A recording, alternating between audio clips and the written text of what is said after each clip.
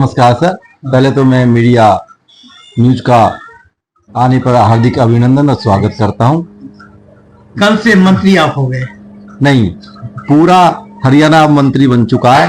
अब एक ऐसा राज्य हो चुका है, कोई मंत्री पद नहीं, कोई नहीं। कभी जाए 24 घंटे उस मेरे को, जहां तक मैं उनसे 30 साल से जुड़ा हूं, 30 साल से जब जुड़ने के बाद ही मंत्री महोदय जी का दरवाजा हमेशा 24 घंटे सभी लोगों के लिए खुला रहता है।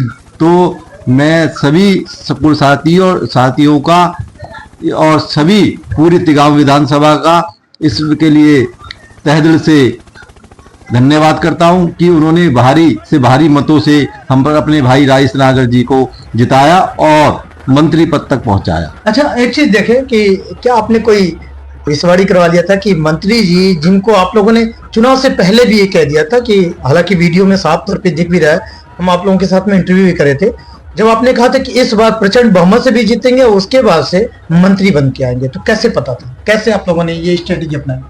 अब की बार हमें पूरा ये विश्वास था कि श्री राजेश नागर जी पहले भी भारी मतों से जीते थे और अब की बार भी जो हमने भी तिगांव सभा के अपने स्कूल साथियों के साथ, हमारी भी कुछ रिश्तेदारियां भी हैं, कुछ अपने वैश्य समाज के साथ काफी हम उनके साथ दूरभाषण के माध्यम से जा करके हमने उनसे जब पूछा तो हमें ये लगा कि भारी मतों से तो जीतना ही जीतना है। और अब की बार सरकार, पूरा ये अनुमान था कि सरकार अब की बार हमको निराश नहीं होने देगी और इनको भारी मतों से और इनके स्वभाव को देखते हुए मंत्री पद से जरूर इनको नवाजा जाएगा।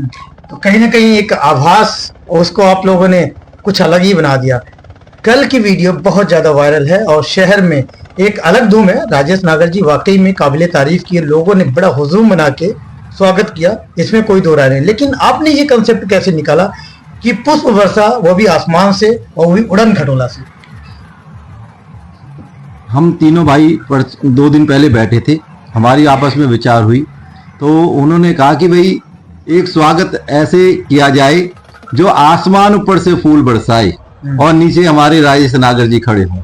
अच्छा। तो आसमान से फूल बरसाए और पूरा तिगांव क्षेत्र, पूरा फरीदाबाद देखे कि पुष्प वर्षा हो रही है और वो भी आसमान से हो रही है। जमीन तरते तो सभी फूल वर्षा कर ही रहे थे, एक आसमान में उनका स्वागत करे और ये लगे कि भाई आज हमारे पास सभी ऊपर से पुष्प वर्षा करके और उसका सभी लोग आनंद लें और उनका तहे दिल से स्वागत करें, फरीदाबाद की धरती पर स्वागत करें। तो स्कूल जो संचालक होते बड़े रिजर्व होते हैं, वो किसी पार्टी विशेष पे नहीं जाते हैं, क्योंकि वो तो सबके हैं, बच्चे पढ़ने वाले हर समाज के भी होते हैं, हर पार्टी के लोगों के भी होते हैं। तो लेकिन इस बार राजेश नागर जी के साथ में बड़े अच्छे तरीके से लगे, सारे दिल खोल के स्वागत और अच्छी काफिला गाड़ियों की आप लोगों के साथ में देखने को मिला, तमाम शिक्षाविदों की गाड़ियां देखने को मिली। देखो, कोई हर चीज है, सोना भी परख के लिया जाता है जी।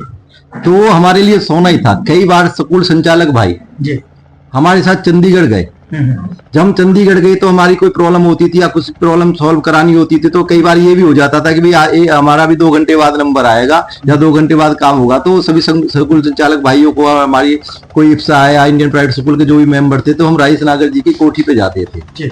जब जाते थे तो वहां में ये माहौल नहीं मिलता था कि भाई एक हम मंत्री जी की या एमएलए जी की कोठी पे आए, तो हमें घर का खाना मिलता था, घर का स्वाद मिलता था और उनका स्वाद मीठा रस की तरह घुलता था। आए पाइए, बिना खाने के नहीं जाओगे, मेरी विधानसभा से आयो, सब हरियाणा से तो सब आते थे। तो उनका स्वाद, जब उनका स्वाद देखा सबने और जो उनकी वाणी, दोनों भाइयों कैसे कहते हैं ना, कृष्ण और बलराम के साथ उनका प्यार मिला। मैं उनकी भगवान से तुलना नहीं कर रहा, लेकिन जब हमने उनका प्यार पाया, सब कुछ पाया, तो सभी स्कूल संचालक उनके इस स्नेह से मुग्ध मोहित हो गए और सबने, मैंने उनसे कहा भाई कोई कमी है तो बताइए। उन्होंने कहा भाई नहीं, हम जब भी गए उन्होंने एक हमें परिवार का प्यार दिया है और आज हम उनको परिवार की तरह हम उनका साथ देंगे और सभी तन मन धन से लगे। उसके लिए भी मैं स्कूल संचालक भाइयों का तहे दिल से आभार प्रकट करता हूं और मैं उनका आभार भी प्रकट करता हूं और मैं आशा भी करता हूं कि वो ऐसे ही, जब भी हम कोई भी उनको भाइयों को काम होगा, मैं उन राजेश भाई की तरफ से उनको ये आश्वासन देता हूं, वो भी आपके लिए इसी तरह प्रकार से डट के खड़े रहेंगे। एक चीज और देखें, वैसे तो आपका स्कूल है एनआईटी में,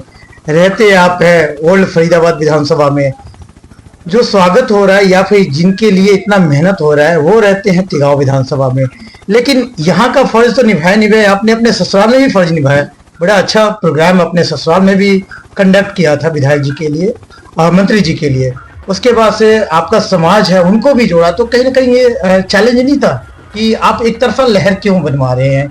वहाँ तो और भी कैंडिडेट थे, लेकिन ससुराल में और लोगों को एक फेवर में करना, अपने समाज के लोगों को फेवर में करना, तो कोई ऐतराज या फिर आपके फेवर में कैसे आगे सारे लोग? देखो, जब कहावत है बोर्ड लगाओ तो खुल के लगाओ, जिससे कि ये लगे भाई ठीक है कि भाई चैलेंज क्या, हमने बोर्ड भी लगाए और खुल के आए, और हमने आपके माध्यम से आप पे वो वीडियो क्लिप भी होगी, हमने पहले ही एडवांस में उनको एमएलए और मंत्री पद का पहले हमने उनको मुबारकबाद दे दी थी। तिगांव रहा, आप कह रहे हो बार बार ये कह रहे हो तिगांव में हमारी काफी रिश्तेदारियां हैं। मैं सबके घर गया, स्कूल संचालक भाइयों के साथ गया, उनकी भी काफी आपस में पेरेंट्स से पकड़ थी। मैंने उनसे कहा कि भाई आप ये सोच के चलना कि अगर वहां पे कोई घर पे कोई कमी आ जाए तो मेरे को पकड़ लेना, मैं भी आपसे कभी नहीं कहूंगा, एक बार राजेश भाई का दिल से साथ दे दो। काफी स्कूल संचालक के पेरेंट्स थे, कुछ हमारी रिश्तेदारियां थी, कुछ अपने वैश्य समाज था, सभी भाइयों ने, जो ये नहीं है उन्होंने, सभी ने, बिरादरी की उसमें कोई बात नहीं, सभी ने जैसे तन बंधन से साथ दिया। कुछ हमारे यहाँ से जो एसोसिएशन है उसके पदाधिकारी तिगांव सभा में भी आते हैं, ऐसे मेरी ससुराल का इंक्लेव है वो भी मौजूदा व्यक्ति है, डॉक्टर है, सब है, सबने तन बंधन से एक होकर लग गए। हमने अपना यहाँ का छोड़ के हम तिगांव विधानसभा में पड़े रहे, लेकिन हमने ये प्रण कर लिया था, हमने क्या सभी तिगांव ने प्रण कर लिया था कि राजेश भाई को लाना है, भारी मतों से जिताना है। वो भगवान के प्रभु के भाग्य बिहारी के आशीर्वाद से वो संभव हो पाया, और जो हमारी अभी तक की हरारत थी वो कल जाके हमारी उतरी और हमने अपने दिल में खुशी की जाहिर की।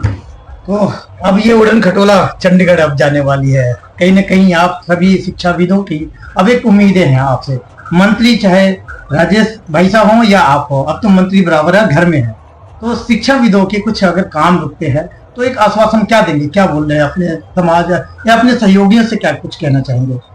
देखो जी, मैंने तो आपसे पहले ये कहा, उस परिवार में आप खुद भी गए हो, आपने 2-4 बार आप भी गए हो, जन्मदिन पे भी गए आप, चुनाव से पहले भी आप गए, तो उस परिवार में वो मंत्री का दर्जा तो सरकार ने दिया है तो बहुत अच्छी बात है, लेकिन उसको अहमियत को नहीं देखते कि मैं मंत्री हूँ, इसलिए ही हम उनके साथ लगे। नहीं लगने को हम सबके साथ लग सकते, कोई भी किसी के साथ लगता है, लेकिन जो उनके काम है मंत्री जी महोदय के पास जरूर जाएंगे हम ये नहीं है कि हमारे वो खास है, उस पूरे अपने हरियाणा के खास है अब तो, क्योंकि मंत्री का पद का दर्जा मिला है, लेकिन एसोसिएशन की तरफ से एक जो मेरे को यहाँ भी स्कूल संचालक भाइयों ने एक अध्यक्ष बनाया हुआ है, उसको भी लेके हम कार्य को जाएंगे और उनसे भी विनती करेंगे। और मेरे को पूरा विश्वास है, जैसा कि मैंने क्या कि 30 साल से मैं उस परिवार से जुड़ा हूं, तो मेरे को पूरा विश्वास है वो हम उनके घर से निराश नहीं लौटेंगे।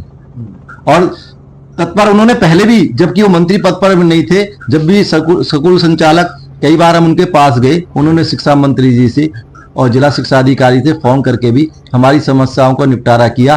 कहते हैं ना कि कोई एक साथ नहीं जुड़ता, उसमें काफी जुड़ने के पीछे कई कारण जुड़े होते हैं, वो कारण उनके कई थे जी, जो लोग उनसे जुड़ते हुए चले गए और उनके मुस्कुराते चेहरे को देखते हुए उनके ऊपर मरते चले गए। देश दुनिया की हर लेटेस्ट खबर देखने के लिए सब्सक्राइब करें हमारे चैनल PNN को, और साथ ही बेल आइकन दबाना ना भूलें।